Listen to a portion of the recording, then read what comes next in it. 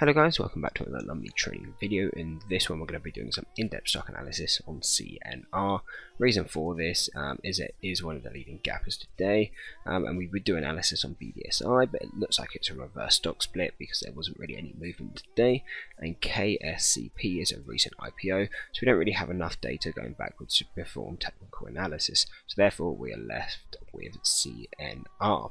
So to get straight into the analysis on this, we always look for gap fills because these are targets we can be using, but we can see when looking on a clean daily chart there isn't really any gaps to be filled, apart from around the 1840 level, which is a gap recreated today. But to get straight into it, then using standard deviation technical analysis, we can see we are above the third deviation on the 4-hour chart. What this does tell us is that we expect price to reverse, and that price would be to at least below $20 relatively quick. And by relatively quick, we probably mean within the week.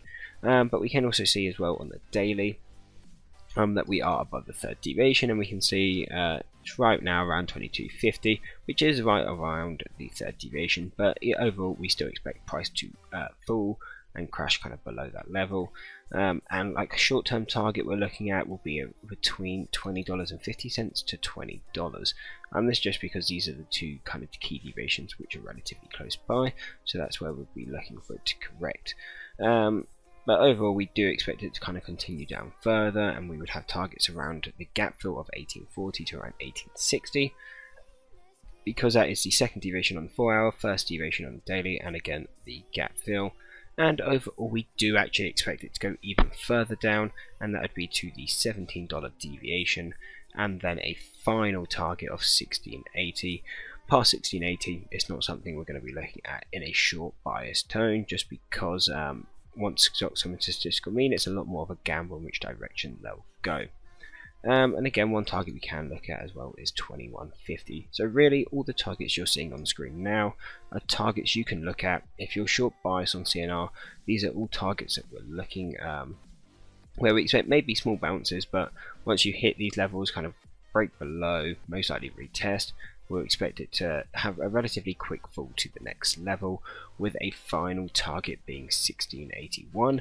And if you want a low risk or a lower risk short, our final target will kind of be this 1860, just because then that is a gap fill, and again we tend to like to use gap fills as final targets, especially on small cap stocks.